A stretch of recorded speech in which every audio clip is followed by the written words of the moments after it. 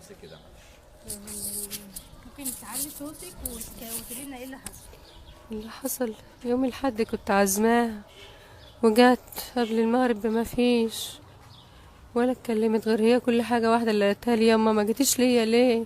مطلة رمضان حماتي منكدة عليا هي وجوزي بسبب مجيت مطلة رمضان، ومنكد عليا هو وامه، كل شوية يتخانقوا معايا: بأهلك ما بيجوش ليكي ليه؟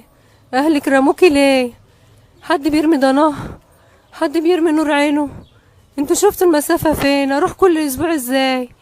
مين اللي انا غصب عني بروح لها بجمع الموسمين مع بعض، قلت اجمعهم لها واروح لها مرتين، مرة كفاية كل شهرين، اعمل ايه طيب؟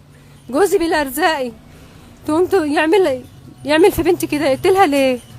انا عايزه اعرف يقتلها ليه؟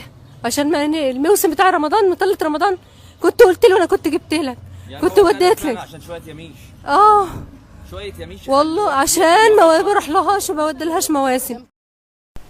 كلام مش ممكن عقل بشري يصدقه.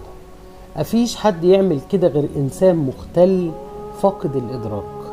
يعني إيه بنت أهلها ما يجيبولهاش حاجة الموسم زي ما اتقال، يوصل به الأمر إنه يقتلها وينهي حياتها بالبشاعة دي بعد ما عذبها وبعد ما حرق جسمها زي ما الشهود قالوا.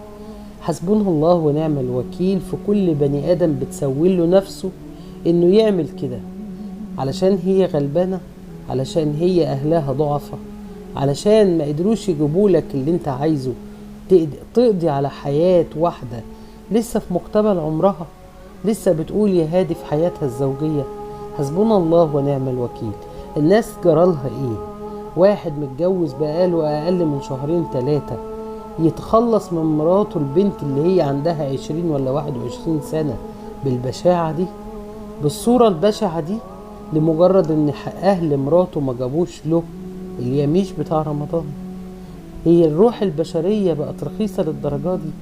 النفس بقت تهون بالبشاعة دي؟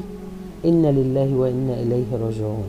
مفيش كلام يتقال بعد فاطمة اللي فقدت عمرها وفقدت حياتها على ايد بني آدم سلمت له نفسها، وبقى في قدام الناس هو جوزها.